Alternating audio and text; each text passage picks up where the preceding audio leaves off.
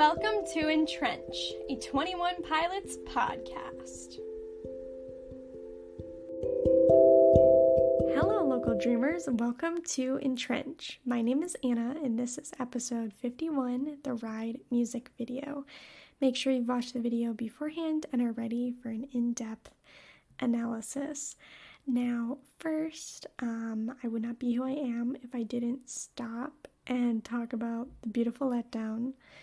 For those of you who don't know, Switchfoot, which is a band, came out with a 20-year anniversary edition of their album, The Beautiful Letdown. And so they came out first, I think a few months ago, they came out with their version of re-recording of the songs, and then they just came out with the deluxe edition, which has that version, plus an entire cover version of the album, and every single song is covered by a different artist, and a lot of my favorite artists are on there, including the Jonas Brothers, Dayglow, Owl City, John Bellion, Relient K.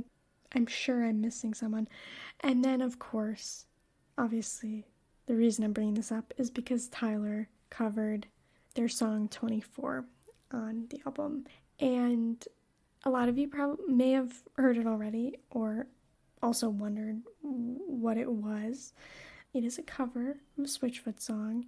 And for those of you who don't know, Switchfoot is a Christian rock band who started in either the late 90s, I forget which year, either late 90s or early 2000s.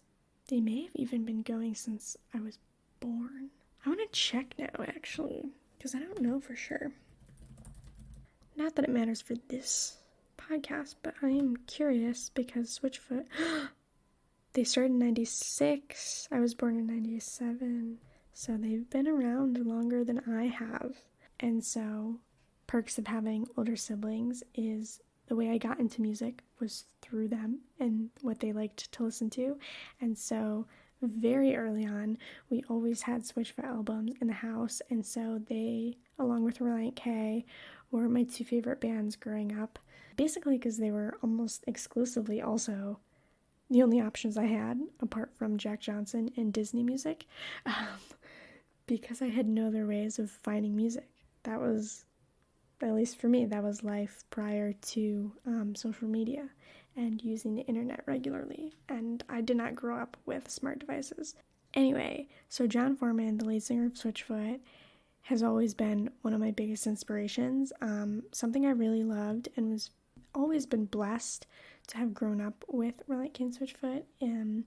They're both very emotionally expressive bands, and especially with hard emotions like anger or frustration or confusion.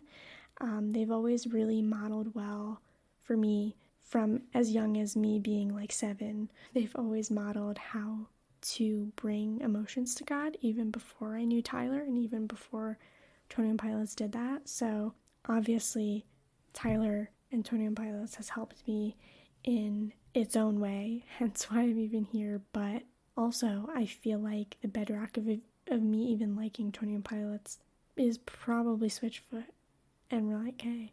So it was a very emotional experience to not only hear Tyler cover one of their songs and one of their songs that I really love, as well as Tyler loves, but also in part of the song he left some of John's vocals in, and to hear my two favorite musicians and two biggest inspirations in the entire world singing at the same time.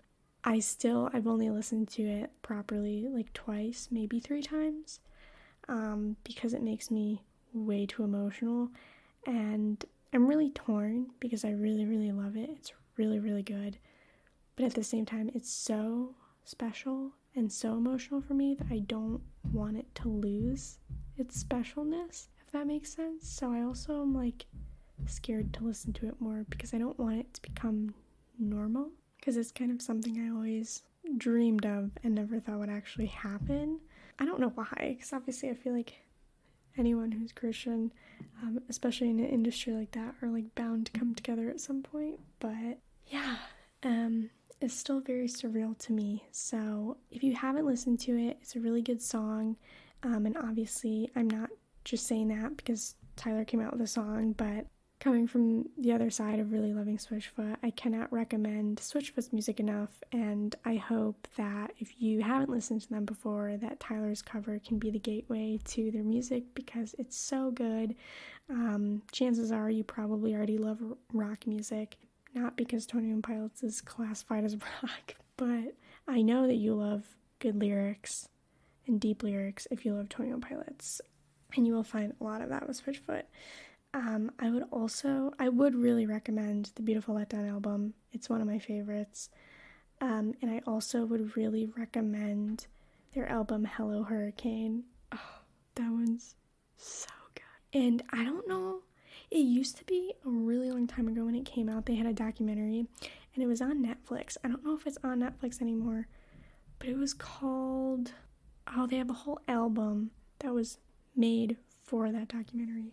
But now I can't remember what it was called. It came out like 10-ish years ago. But it's really good. They love to surf. They're all from California and they love to surf. So it's part like surfing, part music. And I just remember being so inspired by one point in that documentary where they got booked to, I think, open. They got booked to open or at least play at this music festival that was basically like all punk bands, and so they were very like musically out of their element with the other bands there, but also the fan bases. And so it was just this really cool moment in their Christian walk where they could just exemplify like being bold and going out in front of a bunch of people who might even like openly hate you and still just continuing to sing and perform their songs anyway to a potentially hostile crowd. I just thought that was really inspiring. Much easier to say than to do, but to actually see them doing it was pretty cool. So anyway, that being said, it's similar to 21 Pilots. I can't even fully put to words how much I love them, other than telling you to listen to them. So how would I describe 24, the song that Tyler covers? Well, I do know some of the background. I know it was like John wrote it. It was related to his now wife, but I think they were maybe dating at the time, and did she like turn him down? It was something like negative, I think, happened in their relationship at some point prior to them being married, and he wrote that song after that. I could be totally wrong, but it's something like that. It's definitely related to his wife, but it's a song that's completely about introspection. And I feel like it's hard to explain. I feel like you just have to experience it for yourself, and the lyrics are so good. Of course, I'm going to also encourage that you not just listen to Tyler's version, but also listen to Switchfoot's version. So anyway, I'm going to stop because I could just keep going on a whole Switchfoot rant. Switchfoot doesn't even need Christian analysis because they're just upfront about it all the time. But their lyrics are such a cornerstone to my upbringing, and there's just so many great Switchfoot songs and Switchfoot lyrics that are like, even their most recent album came out in 2019, and that was Native Tongue, and that one is so good too. Like, they still produce really good albums and really good songs, and they have like, I want to say they have 10 if not more albums. They're all good. They're genuinely all good. But I would definitely start with Beautiful Letdown and Hello Hurricane and just kind of dig around from there. If you do want to talk any sort of Switchfoot, please reach out to me because I also would love that. Just as an aside, even though that's not what we're technically here for, if we have these multiple paths crossing, I feel like we need to geek out together. So anyway, that being said, let's get into Ride and the video. So background, very simple, but this video is released on May 13th, 2015, and there are over 1.4 billion views on YouTube, which is wild to me just because I feel like so far and potentially overall, this is probably like their simplest music video. There's almost nothing happening in this music video, and this was the first time I was really scared I was actually gonna have no content, but of course I somehow managed. But yeah, there's the fact that there's that many views when it's such a simple video, but I think it just pays homage to how catchy and good of a song it is. So I feel like this one blew up around or very closely after Stressed Out. I feel like they both blew up around similar time periods. I also feel like I heard Tear in My Heart a lot, summer of 2015. But anyway.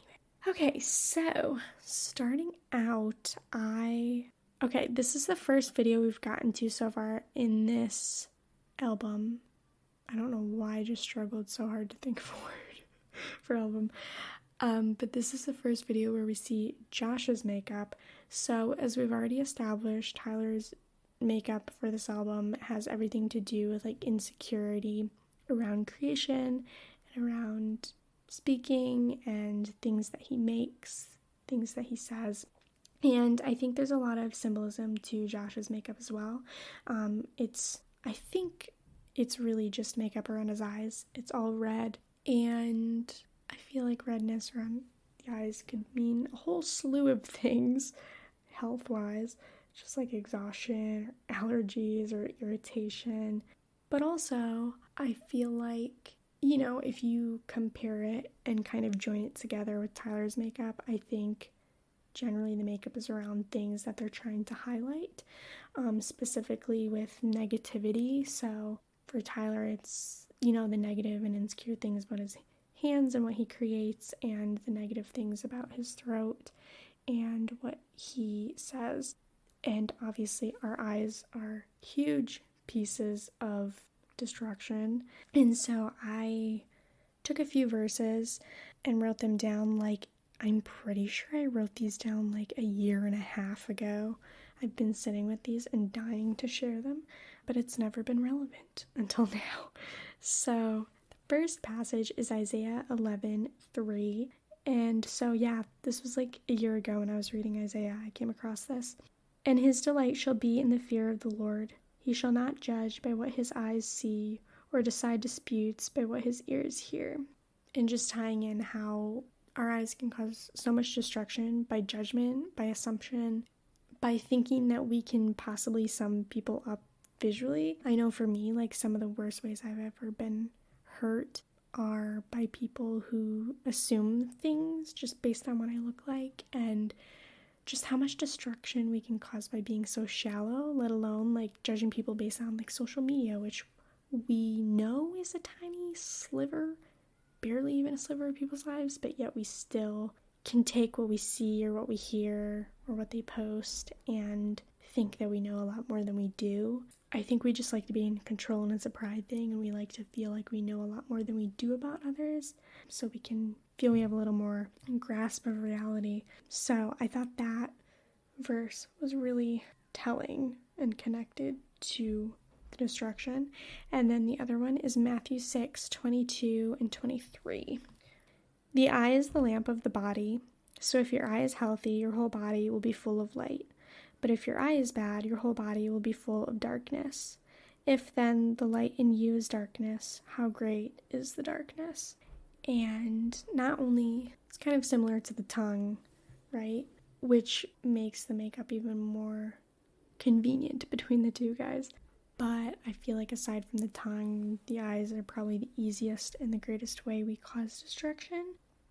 And the eyes are basically like the gateway to like almost any type of struggle, whether it's assumption, whether it's prejudice, whether it's, you know, of course, like sexual sin, envy, comparison, like everything can only be because of sight.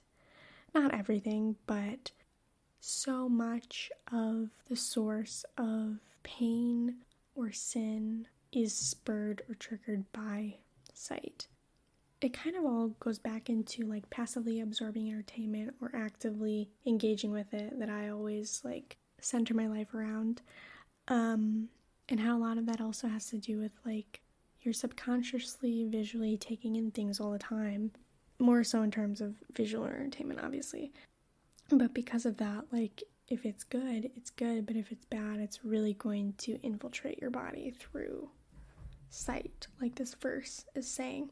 So I just thought it painted a picture of that destruction and its impact and how it infiltrates your whole body, not just the moment that you see something, really well. So anyway, that being said, going into the actual video, it starts with birds chirping and enters into the scene with light and trees, or a forest, one might say, both of which are obvious references. But similar to the lyrics, it's a very calm and soothing atmosphere, and one that is needed as he's trying to slow down and ease the anxieties and the thoughts swirling in his head. And then, as we see very early on and throughout the entire video, a lot of the visuals shift between a clear image and a more grainy, overexposed, and blurry, maybe a bit of a pun intended, video. But I think overexposed is probably the most accurate description, and how, as we'll see later, they need sunglasses, but how being able to see clearly can be easily blurred when we are not shrewd of mind. And I thought it was a good representation of not being able to see clearly because you're taking too much in and thinking too much all at once. Kind of brought a lot of the ideas of the song all together in a visual way, which I really liked. So then verse 1 starts, and I thought it was cool and an interesting take versus the lyrics of how he wants to stay in the sun, but it immediately turns dark as he starts talking. And it kind of feels like a light bulb that has burnt out. And I feel like this is maybe just me, but when I was thinking through the lyrics, it felt like I just want to stay in the sun. And he's describing where he's at and what he's needing and how he's currently in the sun. That was my interpretation. And is trying to enjoy it before it's gone. But I thought it was interesting how in this version, it's more like he's wistful, because yes, he still needs that, but he doesn't currently have that, at least in the visual. So I liked how that brought a different meaning to what I had originally envisioned. And Nugget is here. Yes, Nugget says hi and she loves you. And then Josh always does that thing with his sticks where he holds it up in front of his face, but in this instance with the visuals and talking about wanting to stay in the sun, I guess it's not necessarily related to that, but Josh does this thing where he covers his face with the sticks, and I think it works well with wanting to hide, and how with the words saying wanting to stay in the sun, it's simultaneously there's that fear of the sun and the light is going to give exposure, and if we're also taking into consideration the makeup, it's going to show wrongdoing, and so there's a lot to be afraid of and to be reluctant to showcase even if we are needing to be in the light for a while, if that makes sense. Tyler continues on and says it's fun to fantasize, and when he says fantasize, he closes his eyes, which again emphasizes that that's kind of Blurryface trying to influence him there with getting out of reality. And then I also just noted visually, aside from red being the color for Blurryface, I thought it was an interesting, though potentially unintentional metaphor of Josh's red bands being on his wrist and on his forearm. I thought it being on his wrist was interesting, mainly because with the makeup and all of it, it just seems like everything is put in very vulnerable places, and highlighting physical vulnerable spaces. So with the wrist, that could represent self-harm, or maybe also creation with being a key part of moving drumsticks around, or even just a visual for wrists are where you would get chained, so if you are chained to wrongdoing, that kind of also makes sense. And then with the band on his forearm, it was probably completely it was probably complete arbitrary decision, but I thought it was interesting that it seemed like the place he did put it on his forearm, though, was very similar to where you would draw blood. So again, another vulnerable place that brings the internal external. I feel like that's a theme with all of the insecurities and even the fear of exposure in this song as a whole. And then they, of course, sing the chorus, and as he's saying, taking my time on my ride, they're kind of both look very uncomfortable as the sun and the light comes back. And I think despite needing the slowness, this puts a lot more emphasis on how simultaneously that's bringing a lot of discomfort, because the default is not wanting to go slow, and even if you need to go slow, it can be really hard and painful to do at first when it's not the primary way they were designed. And also because slowing down will also expose what's going on internally and what needs mending in more ways than one. So then going into verse 2, it goes back into the dark as they start picking apart these questions and this stream of consciousness and anxiety that Tyler has, and kind of this existentialism. It makes sense that it's all kind of being anxiously done in the dark, but they also start kind of dancing and grooving a little bit more with the music, and so I feel like they're finding a little bit more comfort in the dark as well, in comparison to the light. The light's not just uncomfortable, but the dark is more comfortable and is deceptively making them feel like it's easier to be themselves, even though they're actually hiding and avoiding a lot of things by doing that. So when the bridge comes around, we have Tyler standing alone in the woods, and the camera just kind of creeps up behind him. And I feel like the juxtaposition of I've been thinking too much with the fact that it's still dark, I feel like at that point it should have turned light, but it didn't. And that also shows in his solitude, even though he's still in the forest in this place that was really soothing and comforting, it's now this place of anxiety. Even our safe havens can sometimes be disrupted or overcome by anxiety for a while, when we were really in the throes of like being all consumed and feeding into the lie and feeling the lie that it's all that we are. It can be a lot harder to see the light and to see that we are more than that. And I think in a way that pays a good visual to that idea of being consumed by the anxiety and not being able to see the light when you should be able to, almost. And as he's saying, I've been thinking too much, he changes his direction of his gaze, and it kind of feels like he's closing his eyes and saying it, and he's a little more afraid and ashamed of the reality of what's been going on mentally, but then he's also looking up and being more open in kind of this confession and probably a repentant attitude towards God, and how these two tensions of realities are coming into contact at the same time. These two realities can exist at the same time, just like a lot of other contrasting spiritual realities. It's kind of the nature of being human, right? Is we're constantly saint and sinner at the same time. And so then we finish out going back through the chorus again, and this is when Tyler and Josh are given their sunglasses.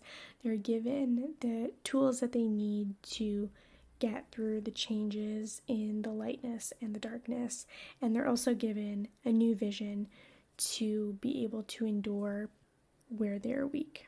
And that is also a good callback to when I am weak, he is strong. It's just like that little rhyme many of us sing as children. Yes, Jesus loves me. Little ones to him belong. They are weak, but he is strong. I used to always sing that with my mom. But yeah, it really is true. Just like power is made perfect in weakness, he is strong when we are weak, and he can fill in all of the gaps for us. And I thought that was a great image of literally giving us new eyes to see where we need new sight. And then from there, the light is brought into the darkness, which I really liked, and how there are, I feel like I think we've talked about this, I forget which song, but I feel like there was something similar to this where the light and the dark came together either lyrically or visually, and they were able to find their dance and their creation in the midst of both instead of one or the other, which I really like that. It's not black and white, but it's learning to live with both at the same time and all of the gray in between. And then at the end, he repeats the bridge when he was in solitude and kind of overcome by the darkness before, but as he's saying, I've been thinking too much this time, he's not only in the light, but he has his sunglasses on, and I feel like overall it shows a transformation coming solitude and heaviness into a beauty from pain and being able to turn something difficult into something better with music, with art. I think that's a very resonant experience as to why a lot of people are artists, because it brings so much of a salve and a reprieve to a lot of hardship and even redeems being able to talk about it. He can still say the same thing, but this time it's not as hard because he's made it into something bigger and something more beautiful than it was originally. Yeah, and I think I'll just, sweet and simple, I'll leave you with that. So I want to hear from you. You can email EnTrenchPodcast@gmail.com with a written account of your 21 Pilots story or your favorite memories you have related to the band. Or if you want to talk about Switchfoot, you can also reach out with an episode request if you want to analyze a song, video, or album with me. And if you'd like to contribute to the analysis we've already covered, you can join the podcast Facebook group by searching EnTrench Podcast Group. You can find EnTrench on Podbean, Verbal, Spotify, Apple Music, and Amazon Music. It's also on a lot of other sites, I've realized. I just was not notified ever. So basically, it's on most anything. But yeah, on Instagram, you can find me at EnTrench_pod. Yeah, I'm going to be starting some more content pretty soon. Again, as you know, I just feel like I'm never going to be like super consistent with social media just because I have so many hobbies and I don't have time for everything. But I was just brainstorming a bunch of real ideas. So if you want a much more lighthearted and humorous side of both me and the fandom, join us over there. We're gonna have a lot of laughs and it's gonna be a lot of fun, and I might make a fool of myself, but I think you're gonna enjoy it. And I think it's a good layer to add on to what I do, because I love introspection and I love metaphors and I love all the deepness, but what I realized, if you only know me from this podcast, you might not know I also can be really goofy and silly and very shallow in that way. And it's also a huge part of my personality that I love a lot. So I thought it was time to share some of that with you, as well as just indulging in the band and the fandom in another way together. So yeah, you should pop on by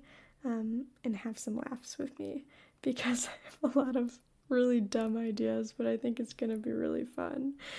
I'm still really nervous to start just because I think I'm going to be really good at Tyler, but I'm scared I'm not going to be good at Josh, and I just really want to do him justice, you know? But also, that's the other reason I'm like, we can have a little more Josh content that way too. So yeah. Anyway, I hope you're excited, and who knows, depending when you listen to this, there could already be a bunch posted or something. I don't know. I was trying to think, like, should I have a regular schedule? And this is where I really struggle. Like, logistically, realistically, it probably algorithmically makes sense for me to have a schedule, but also, like, practically in my own life, can I really afford to do that? Probably not. So we'll see. I'm probably gonna have to just play it by ear, but I'm really happy with everything I've brainstormed so far, and it's a decent amount of ideas to get cracking on. So yeah, you'll see soon enough. And if you start watching them and you have other ideas, then that's something else you're welcome to contact me about, because the nice thing is people can spitball me their ideas and then they don't know how I'm going to execute it, and Some of the things, I'm like, maybe this is gonna be embarrassing if I'm just like gassing myself up, but only I think I'm funny. Some of the things I've thought of, I was just chuckling to myself. So yeah, I should make it soon so that I'm not just sitting here laughing to myself, but I actually have people who are receiving my the things that I'm laughing about. So anyway, I look forward to hearing from you and hopefully laughing with you very, very soon. Tune in next time for Fairly Local. Thank you so much for listening, friends. Stay alive and remember, EnTrench, you're not alone.